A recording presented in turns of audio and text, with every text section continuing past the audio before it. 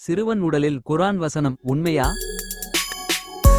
யகுபோவ் என்ற சிறுவனின் உடலில் குர்ஆன் வசனம் எழுதப்பட்டிருப்பது உண்மையா? சமீபகாலமாக இது போன்ற வதந்திகள் அதிகரித்து வருகின்றன.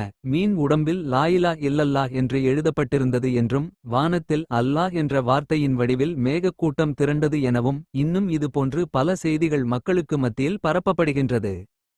இணையதளத்தில் வெளியிடப்படும் இது போன்ற செய்திகள் நம்புவதற்கு ஏற்ற வகையில் இல்லை. ஒரு பேச்சுக்கு இவை உண்மை என்று ஏற்றுக்கொண்டாலும் இவை இஸ்லாமிய பிரச்சாரத்துக்கு எந்த வகையிலும் உதவாது. ஏனென்றால் பிற மதத்தவர்களும் இது போன்ற நிகழ்வுகளை சுட்டிக்காட்டுகின்றனர். பிள்ளையார் வடிவில் பப்பாளி வந்தது, இயேசுவினுடைய தோற்றத்தில் மேகக்கூட்டங்கள் திரண்டது என்றெல்லாம் பலவாறு கூறப்படுகின்றது. யதார்த்தமாக அமைந்த நிகழ்வுகளை தங்கள் நம்பிக்கைக்கு சாதகமாக ஆக்கிக் கொள்கின்றனர். குர்ஆன் அல்லாஹ்வுடைய வேதம் என்பதற்கு நாம் இது போன்ற பலவீனமான வாதங்களை வைப்பது கூடாது. மாறாக அறிவுபூர்வமான உண்மையான சான்றுகள் பலவற்றை குர்ஆனே நமக்கு கற்றுத்தருகின்றது. இந்த சான்றுகளே அறிவாளிகளிடத்தில் நல்ல மாற்றத்தை ஏற்படுத்தும். அத்தாட்சிகளை மறுக்கலாமா என்ற ஆக்கத்தையும் பார்க்கவும்.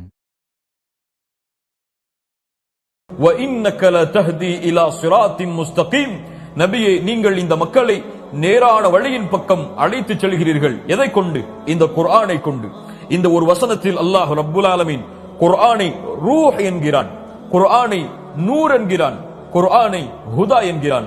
சுப்ஹானல்லாஹ். கண்ணியத்துக்குரியவர்களே, ரூஹ் இல்லாமல் ஒரு மனிதன் வாழ முடியாது.